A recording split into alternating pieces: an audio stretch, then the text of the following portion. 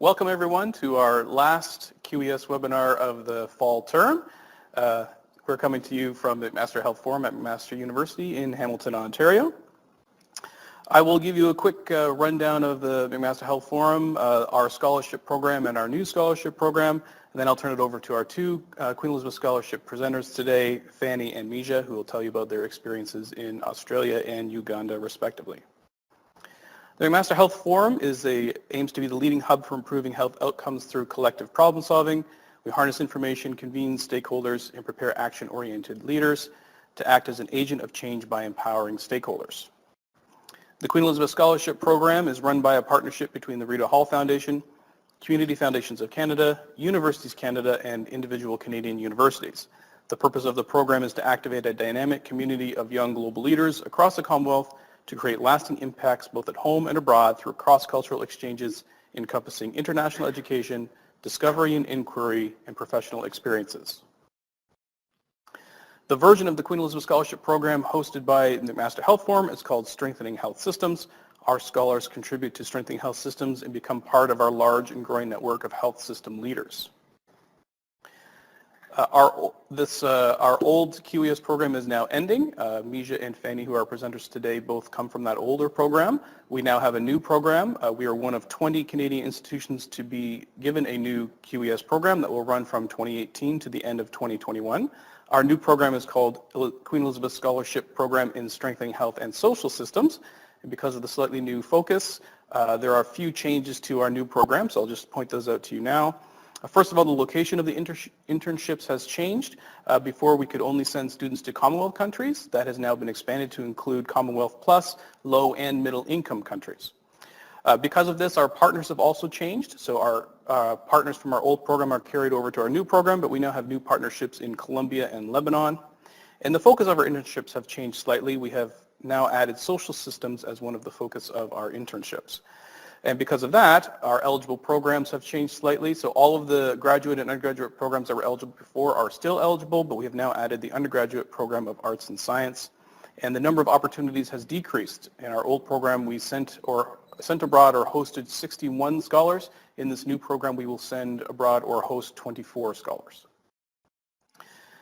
In terms of our old program, they were divided into three cohorts. Our first cohort primarily went away or visited us in 2016. We had a mix of incoming, outgoing scholars and interns. In our second cohort, primarily visited us or went away in 2017. You'll see that we had primarily, most of them were made up of 20 outgoing interns. And our third cohort, of which Fanny and Mija were a part, primarily visited us or went away in 2018. Here we had a large group of incoming scholars who visited us in the summer of 2018 and 15 scholars who have gone abroad during this year.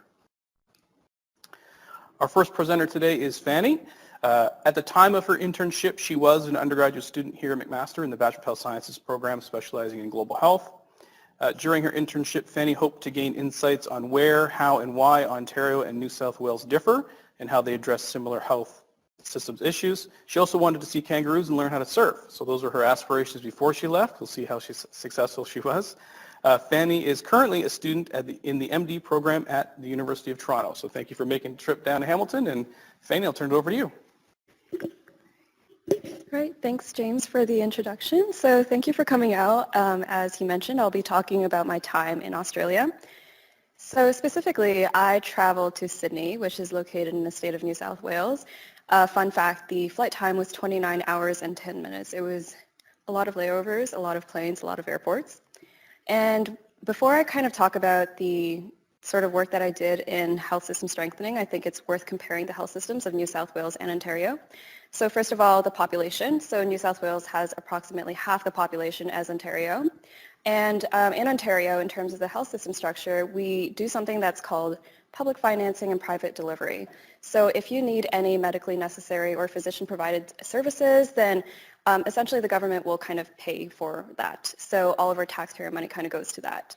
However, in New South Wales, they actually have a really interesting system, which is like a two-tier health system, in which they have an entirely separate private network of hospitals and doctors.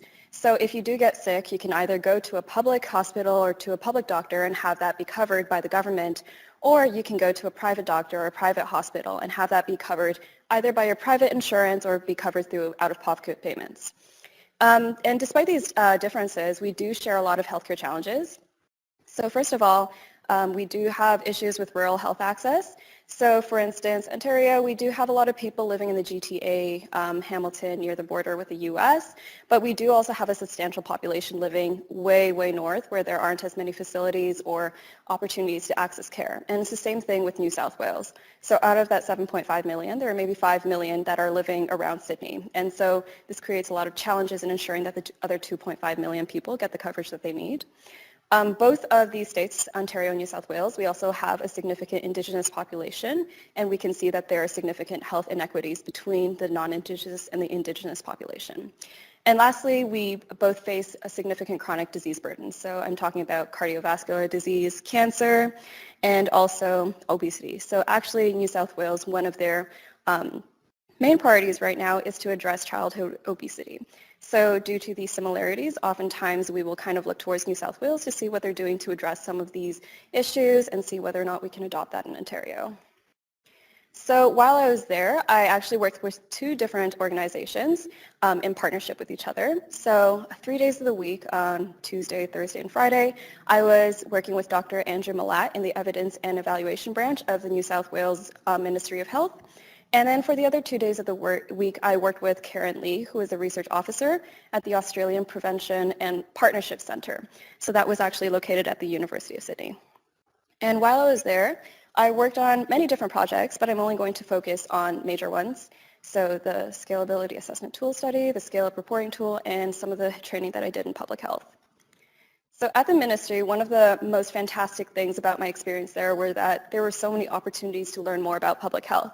So every single month, they would, give us free breakfast and invite some speakers to come in to talk about things like the health of the LGBTQ plus population, of the homeless population. We once had a debate about whether or not legislation is necessary to keep people healthy. Really interesting findings there. And even a conference on e-cigarettes. But probably the highlight of my internship experience was the Rural Health Training Week. And so the ministry was kind enough to actually fly me out to a rural city, Ballina. It's not even a city, actually, it's a population of 25,000 people. But the point was to spend a week there and kind of learn about the different challenges that people living in rural New South Wales face. So we had an opportunity to visit a hospital in the nearby town of Maclean, talk to one of the 2 doctors that work in that hospital, and look at the challenges that they face in terms of trying to provide care for all these people while having very limited resources, and also the bureaucracy that comes with trying to figure out how to transfer patients to facilities that might have better, to other hospitals that might have better facilities and be able to deliver more complex care.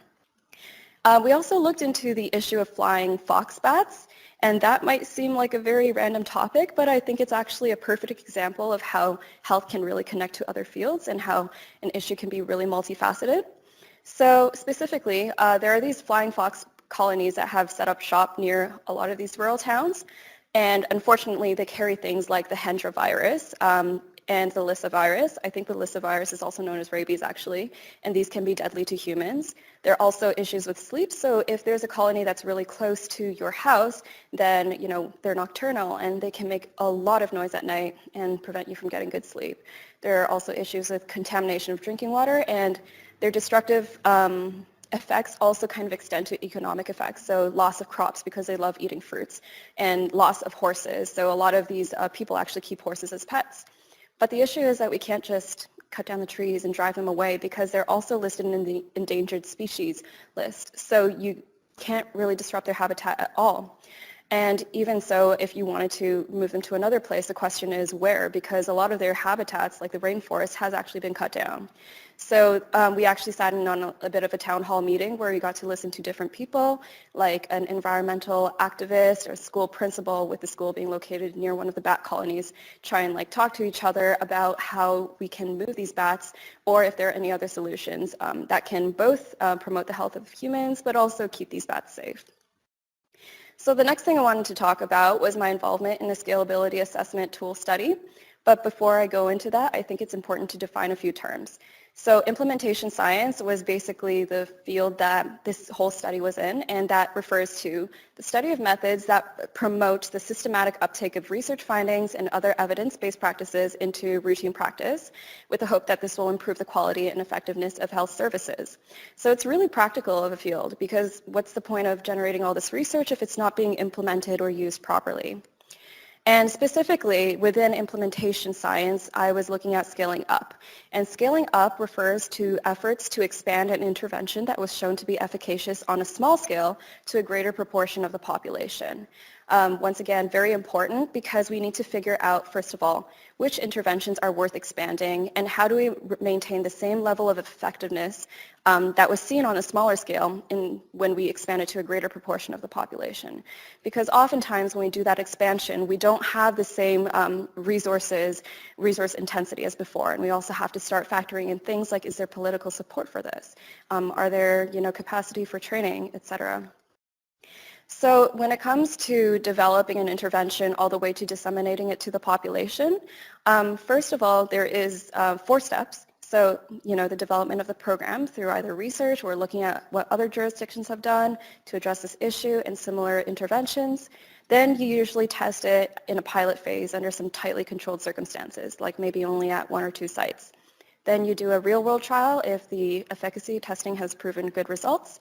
And usually this is across more sites and in less controlled settings. And then finally, if that also produces good results, then you start disseminating that at the population level. And this seems really neat and logical, but unfortunately in the real world, that's not always the case.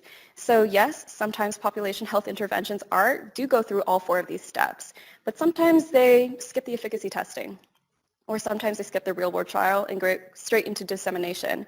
And there are actually quite a few interventions that go straight from the development to implementing it population-wide. So that's called at-scale dissemination. But no matter what stage or process that this intervention goes through, at some point during this process, people are going to ask, should we scale up? So should we put more resources and should we expand this intervention to a greater proportion of the population? So our tool was basically, this study was trying to devise a tool that would help policymakers make this decision in a more systematic way.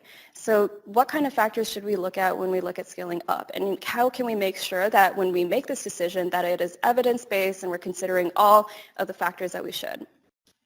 So a previous QE scholar, Patty Sriram, actually began this project in the previous summer before I went in 2017.